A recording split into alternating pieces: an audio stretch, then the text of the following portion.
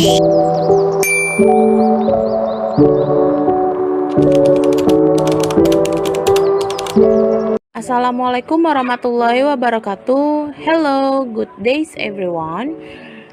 I would like to say thank you for coming in our presentation today. It's so great to see you all. First of all, let me introduce our group. I'm Adinda Kristi and my partners are Kholifah and Roshalia Putri Wulandari. In this opportunity, I would like to presentation about major genres in textual studies. In this presentation, we are going to discuss about specific fiction of major genres in textual studies. Well, let's start this presentation from our group. Major genres in textual studies.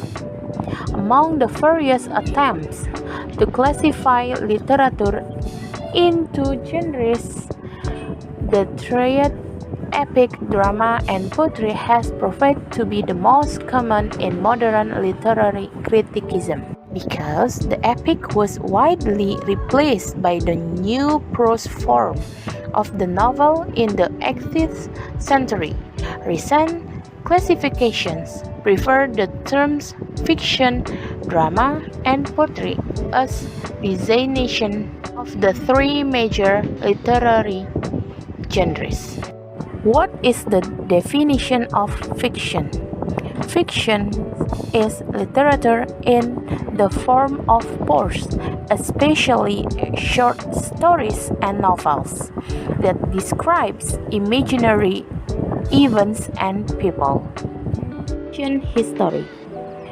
Although the novel emerged as the most important form of prose fiction in the 18th century, its precursors go back to the oldest texts of literary history.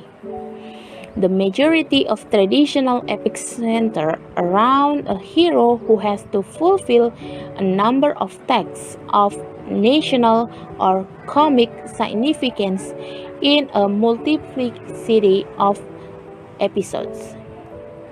Although traditional epics are written in verse, they clearly distinguish themselves from other forms of poetry by length, narrative structure, depiction of characters, and plot patterns, and are therefore regarded, together with the Romance, as precursors of the modern novel. Despite its first form and its eventual considered of forerunners of the novel, mainly because of its tendency toward a focused plot and unified point of view. While the scope of the traditional epic is usually broad, the Romance condenses the action and orients the plot toward a particular goal.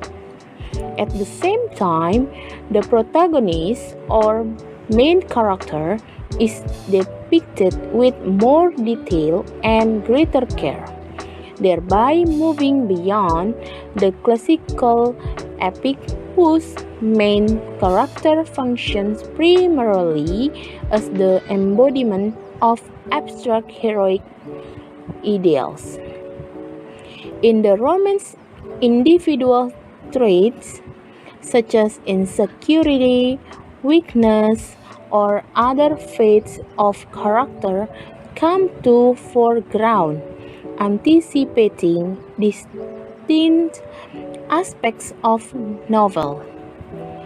The individualization of the protagonist, the plot structure oriented toward a specific climax, which no longer centers around national or comics problems, are among the crucial features that distinguish Romance from epic poetry.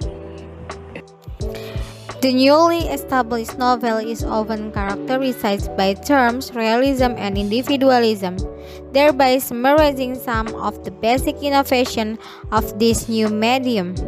These features of the novel, which in their attention to individualism and realism reflect basic socio-historical tendencies of the 18th century, soon made the novel into a dominant literary genre. The term novel, however, subsumes a number of subgenres such as the Picard novel, the buildings romance, novel of education, the epistolary novel, the historical novel, new journalism, the satirical novel, utopian novel, the gothic novel, and the detective novel. The short story, a consist form of prose fiction, has received less attention from literary scholars than the novel. While the novel has always attracted the interest of literary theorists, the short story has never actually achieved the status held by book-length fiction. The novella or novelette holds an intermediate position between novel and short story, since its length and narratological elements cannot be strictly identified with either of the two genres. The elements of fiction. Plot. Plot is the logical interaction of the various thematic elements of a text which lead to a change of the original situation as presented at the outset of the narrative. The elements of a plot. There are four basic parts.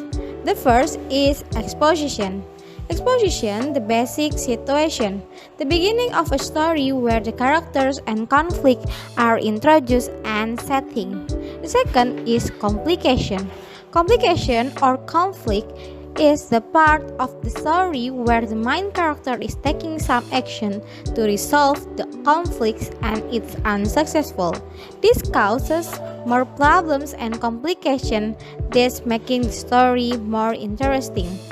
The third is climax. Climax is point of highest emotion, turning point, the point at which the outcome of the conflict can be predicted. Fourth is resolution. Resolution or denouement rounds out and concludes the action struggles are over the end. And next, rising action. One or more characters increases. It begins with the inciting force and ends with the climax. And then, falling action. Resolution of characters crisis, the events after the climax which close the story. Character. By one specific trait and is referred to as a flat character. The term round character usually denotes a persona with more complex and differentiated features. Character in fiction. A. Flat character. A character that opposes one or two traits. B. Round character. A character that is complex and difficult to summarize. C. Static character. A character that doesn't change in a story regardless of what happens. D. Dynamic character. A character that goes through a substantial personality change. Point of view.